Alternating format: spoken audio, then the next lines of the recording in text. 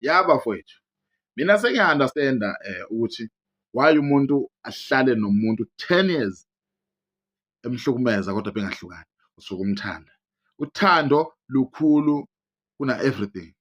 Ngibone ngoZuma manje, uZuma ufike wabusa la South Africa.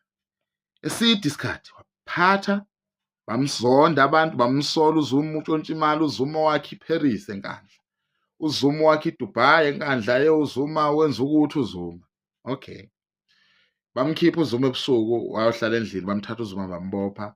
Yebo, kwenzeka lento ezenzeka. Manje uZuma ubuyile, uZuma uvule enye iphathi. Wonke umuntu futhi usehamba noZuma. Kahle kahle nifunani? Nifunani? Yabona? Kodwa angekho lapho. Umbuzo wami wodwa, ngoba yini nanikhipha uZuma esihlalweni? Nithi uZuma uyabheda, Zuma must fall, Zuma this and this. Njengamanje senimvotelelane. Ukhuluma ngokuthi uZuma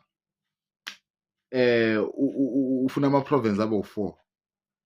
Ama-province angithi awu-9 manje. Awu-9 manje. Yena uthi kumele ama-province abo-4. Niyavuma. Why ningambuza ukuthi usaphethe wena usawu-president wahlulwa yini ukushintsha leyo nto leyo okhuluma ngayo? Ngoba siyamthanda. Yayizwa leyo nto leyo. Angikho kwipolitiki, cha.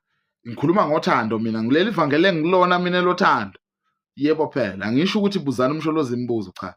Ngithi mina umuntu umumthanda, umlandela noma sehamba indlela ongayazi, yalandela. Noma usubona ukuthi lo muntu ngathi uyanxaphaza manje, yalandela kuphela. Ngimthanda lo muntu.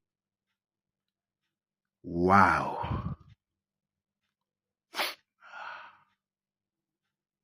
Love.